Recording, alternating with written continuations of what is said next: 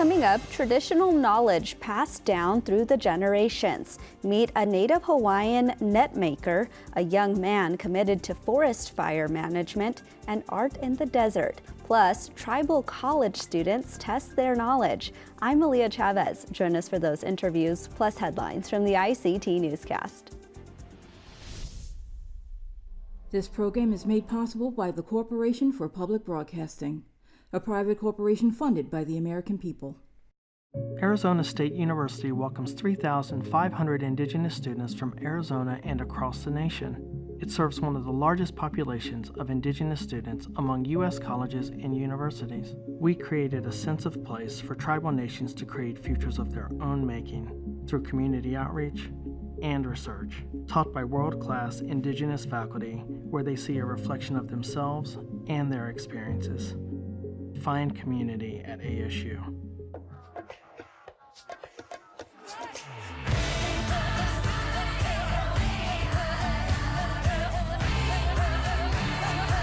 This is the ICT Newscast with Malia Chavez.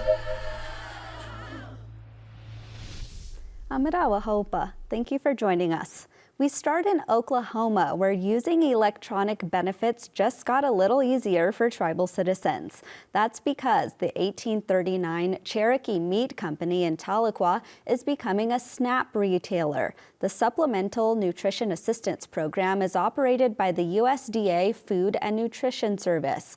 More than 42 million Americans receive electronic benefits to purchase food through the program.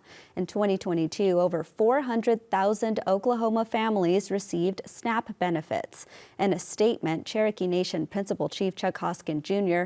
called the move a game changer. The tribe's USDA and state-certified meat processing plant opened in late 2022 as a means of growing economic development through agriculture programs. It addresses food security for generations of Cherokee citizens through sustainable and locally sourced meat. Officials say $27 million from the Cherokee Nation's COVID-19 relief plan funded the project.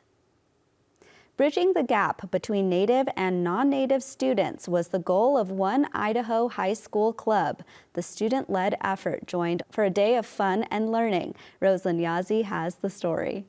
Blackwood High School is located on the outskirts of the reservation in Fort Hall, Idaho. The school serves a total of 1,200 students. 8% are Native American. The Indigenous Club at BHS is working to introduce young children, especially those who are non-Native, to what the reservation is like. The club recently hosted a first-of-its-kind interactive cultural field trip welcoming area 4th graders to Shoshone-Bannock homelands. This event gave students first-hand knowledge of tribal history and culture.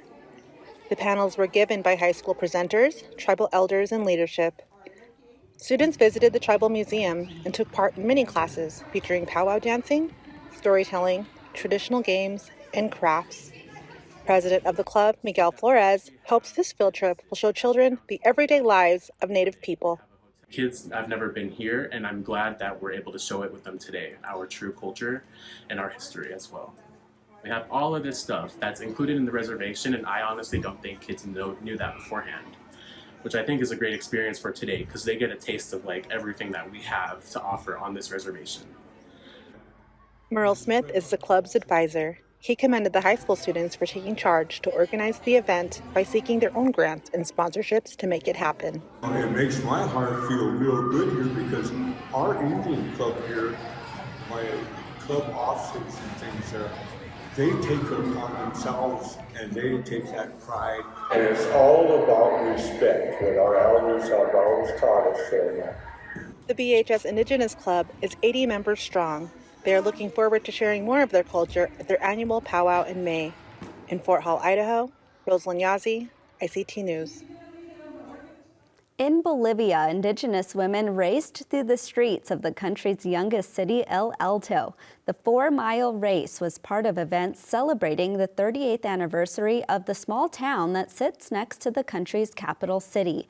Indigenous women from both towns took to their bikes, wearing the classic multi-layered Andean skirt called the polera, Aymara and Quechua women are famous for wearing the iconic skirts, bowler hats, and leather shoes. This year's winner talked about how hard it is to compete in the race.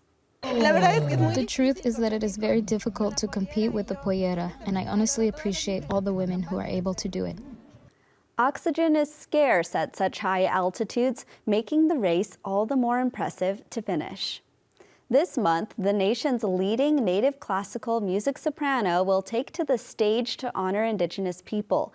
Kirsten Kunkel, a citizen of the Muskogee Nation, will lend her celebrated vocals to a concert with the Chicago Fringe Opera Company. Chicago Currents, celebrating Chicago waterways, opens March 19th and draws inspiration from the foundational land and water of the city.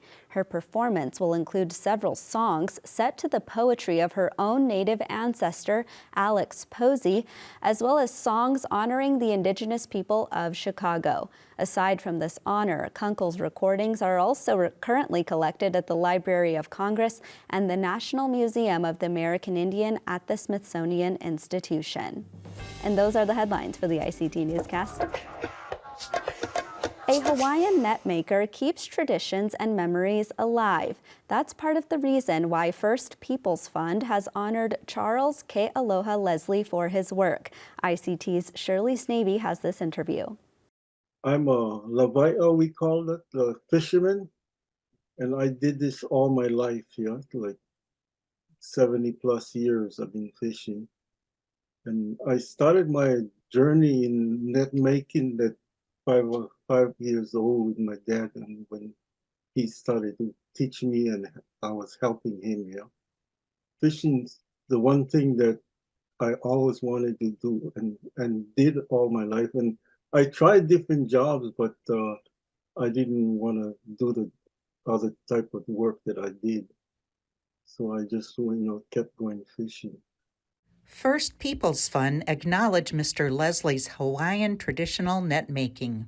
I'm the only one that teaching this net making. There's other people knows how to make net, but the net they make, they sell it, and then so they're not going to teach anybody how to do that because they don't want the competition.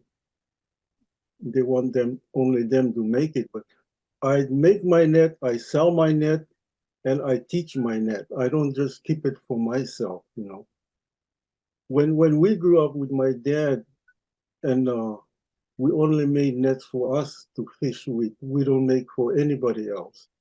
But then after he passed, and I said, if I'm going to keep that tradition up, it's going to get lost, So that's why I went out and started teaching. So our net making tradition doesn't get lost, So the newer generations can carry it on. His father passed down more than just traditional knowledge. Oh, look, he taught me everything. Everything I do now that I'm doing, I learned from him.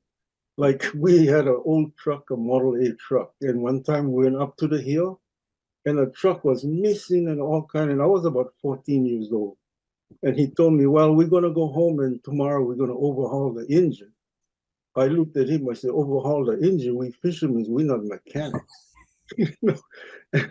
And the next day, we took the engine apart and put him back, and it ran fine. And he was like almost, you can call him jack of all trades. That he learned. I don't know the way he learned all that during his childhood growing up, but anything we do, and we hardly did hire people to do our work. We did it all ourselves, but net making and fishing was our main tradition things that we do. Fishing has changed over the years. Well, it changed a lot, because, equipment all changed and technology changed. So everything changed a lot, and then like even our nets now, I remodifying the nets to a different model way it can fish easier and better from when we started way back. Climate change impacts fishing in Hawaii. Yeah, it does have a different things on climate change too. I think the sizes of fish coming in earlier. We're getting a lot more rain now, and a lot more flooding, and a lot more groundwater going into the ocean. So I think that makes a lot of changes on our fishing here.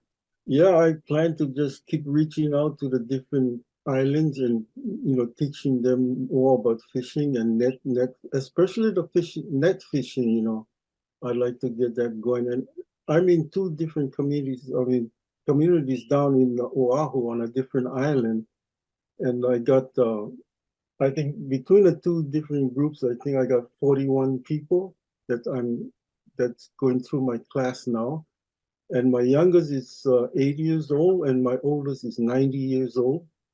I got a 90-year-old uncle and a 83-year-old auntie that came back, and she told me when the first day she came in, she says, you're never too old to learn. I says, that's a good way to think about it, And I'm so happy that I can reach even the old people, not just the young people, so because they never had the time or to learn when they were younger, and now they want to come back into the community and start it up again. So I'm happy that I can give them some knowledge of that, with net fishing. And I started net fishing net making when I was I was helping, and I think I was more of a pain in the butt to my dad than when I was 5 years old, because I was just helping. But when, as I grew up, I got in it really quick and learned a lot, because at 14 years old, I finished one of my big nets that we call opelu fishing. It's a mackerel scad, and that's the hardest net to make. And I finished one net at 14 years old, and then I started to fish that net, and then kept going and made bigger nets, and all my life I did that. My culture is a really giving culture. They love people and always want to help people. Tribal college students faced off at this year's Knowledge Bowl. That was all on display last weekend at the American Indian Higher Education Consortium Conference. Jeremy Felipe has this report. Name 2 of the 10 regions named in the book. The southeastern woodlands and the Great Plains. Correct. This is an annual event that is held for all 37 TCUs. It is a student-centered event to make sure that they have an opportunity to come and network and meet with others and compete in a range of academic and other kinds of activities. Fully express ourselves however we want, and to be able to pick from certain categories that touch on like a whole bunch of subjects. I think it's fun for everyone to just be themselves. Just amazing, just like hearing people come from places I've never heard of, because I come from a place that is really small, so it's kind of cool to see meet people with similar life experiences in that way. One of the unique opportunities that tribal college students get that they would not receive at traditional universities, and that is this opportunity to come to national events that are organized just for them and to be able to compete in all kinds of activities. We are essentially celebrating the unique indigenous set of values, traditions, and cultures that our tribal colleges and universities were created to preserve, to enhance, and to ensure that the students are the successors of that. These are like all your people, and like all of the natives are here and stuff like that. Like it's good to be comfortable. Like just don't be scared, stuff like that. Like I was scared, but I got used to it like the minute I walked in here. I think it's amazing. I think it's great to have it after so long. I was supposed to come here actually in 2020 when it was canceled. It's great to be back and just see everyone and just compete. It's good to just talk to them and just one-on-one with people that you don't know. Learning a lot from other people. This is all about students. They are the product of our institutions, and they're the future leaders of their communities. The Fire Generation Collaborative is a diverse group of emerging leaders who are aiming to transform the world through fire. Priorities are growing fire capacity and awareness among younger generations. This includes cultural fires, prescribed burning, and community resilience. Take a look at this interview with Executive Director Ryan Reed. Essentially, just one opportunity that put us in a position to speak to Randy Moore, the Chief of the Forest Service, someone who's in a position of power, someone's a position of being a person of color, and just having a conversation about in what ways to have younger generations involved in the process and the conversations of not only fire policy, but forest management. Let's actually talk more about that, because your group was invited to Washington, D.C. to meet with some pretty top lawmakers there. What was that experience like? Yeah, I mean, I grew up in a very small rural town, and so the opportunity to go speak to some high-level political leaders was something that I didn't ever think was in the cards. It was something that I could never fully understand as an opportunity, but it happened. And so it was a reality that was a little bit surreal, but also knowing that everything that has been passed down for me from generation to generation was, it's an opportunity to reconcile, to be resilient. And I think it was just the overwhelming feeling to sit there and say that Indigenous leadership, as well Indigenous management and stewardship, is a priority in our ecosystems today. And it's pretty evident with these large catastrophic wildfires is that Indigenous management is the solution to many issues right now. Who are some of the people in your collaborative, and what are some of your current goals and projects? Yeah, so one of the individuals who was able to get the meeting with Randy Moore was Kyle Trefney, University of Oregon student. Another graduate student, Alyssa Warsham from Western Colorado University, and Bradley Massey from Alabama A&M. And so it's pretty national group, very ambitious and hungry folks. But one of our current goals right now is to build relationships with large agencies like the Forest Service, BLM, the Office of Wildland Fire, and so different groups like that, just to, in what ways can we incorporate younger generations? And we feel like those groups, as well as increasingly more groups, are going to be able to have the opportunity to be a part of those conversations. We're excited to work with other Indigenous groups and the people who are actually putting fire on the landscape and creating a meaningful environment for Indigenous practitioners to be, in the conversation again. For some people listening to this interview, it might be the first time that they're actually hearing about fire culture. Can you tell us what exactly that means to you and what it looks like in your own community? Yeah, fire culture is one of the things that is on the periphery, but as wildfires are getting increasingly more intense, there's a need for firefighters to be, having to go through the process in order to stop the destruction, as well as the catastrophe within the ecosystems. And so for Indigenous culture, we're proactive. We think and prepare for the next generations. And it's very apparent with the climate crisis right now that fire suppression, which is one of the things that is prominent in the fire culture, is being prioritized rather than looking ahead. And so Indigenous leadership proves to look not only for stopping any major issues when it comes to fire, destruction, threatening of our communities, but also looking in what ways to take care of the landscape as well as our non-human relatives. And so that's one of the things that we prioritize. One of our values is to understand what the ecosystem needs, as well as our communities who are very threatened and in a position of, that aren't really heard. As the executive director of this group, how do you see others getting involved in this type of work? There's so many different ways, and one of them is just understanding the issue, right? Like you said, that there's not very many people who are aware of that this is an issue, but I think just understanding what fire is, what it can do, both bad and good, is a great first step for folks.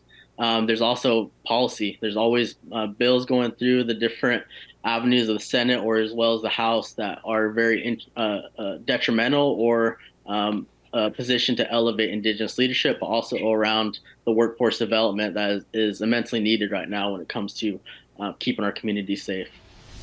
That was Ryan Reed from the Fire Generation Collaborative.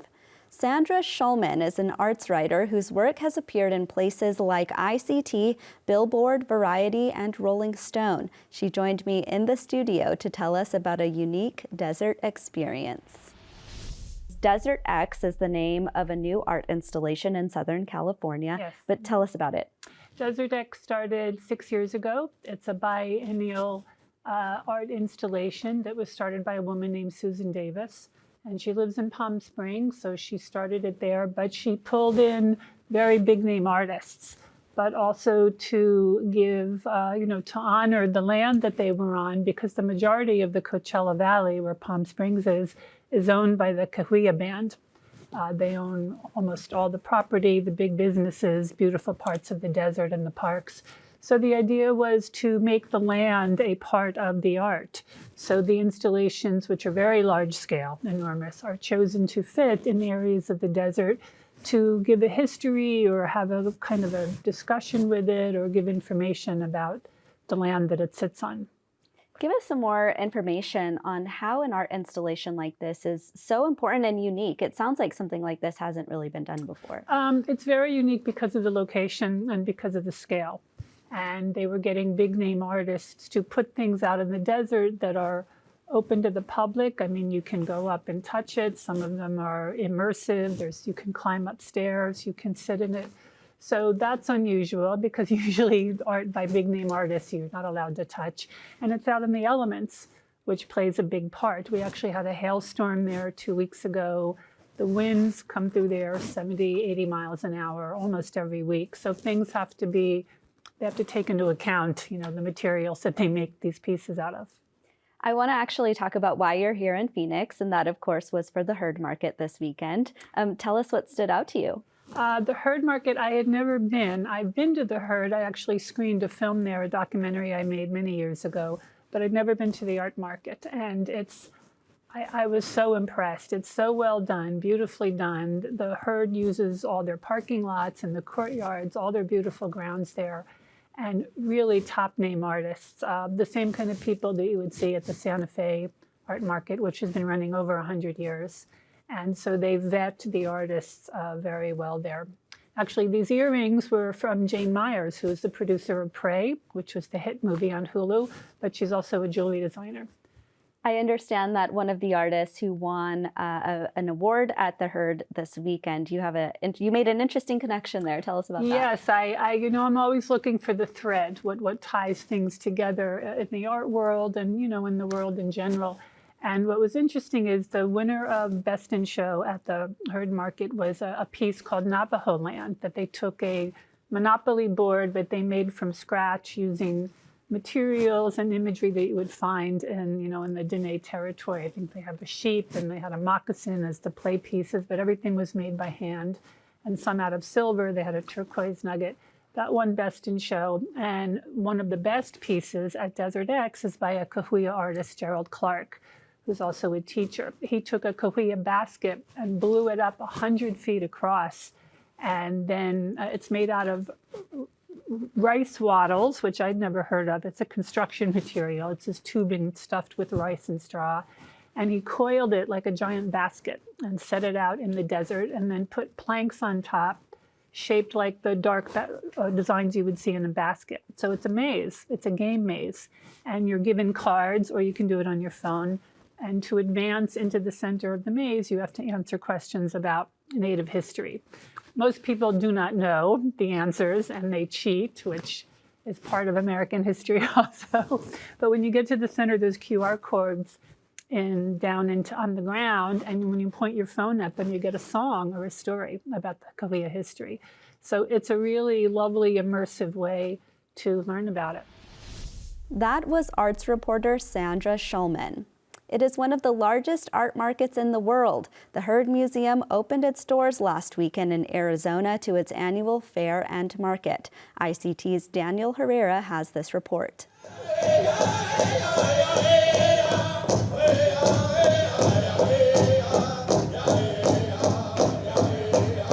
A giant reunion. That was an overwhelming feeling from the 65th annual Herd Market in Phoenix, Arizona. Kathleen Wall, an artist based out of New Mexico, she's world-renowned for creating storytellers. Wall says this event means a lot to her. I think my friends, family, reconnecting, a lot of these clients that I've obtained over all these years have become good friends of mine. So these are not only chances to sell our work, but they're almost like reunions. Now the Herder Market attracts thousands gathered here annually. Artists sell jewelry, textiles, paintings, and pottery. Kara Lujan is a vendor who makes glass and clay sculptures. Like Wall, she traveled over 450 miles from New Mexico. Being able to show my work and see other people, other artists that I know, it's like a nice community of Native artists. The Heard Museum also gives Best of Show awards, which makes this a competition of sorts for artists to be recognized for their efforts. That's part of what brings award-winning artist Frank Fowler Jr. back year after year. I paint Navajo traditional art. I paint themes like landscapes back home around Kaibito area, Kaibito, Arizona, Kaibet country. And the reason why I really paint the Navajo culture is I try to preserve the culture of the Navajo. In Phoenix, Arizona, Daniel Herrera, ICT News. And that's a slice of our Indigenous world. For all the latest, visit ictnews.org. From all of us in the newsroom, stay safe, my relatives.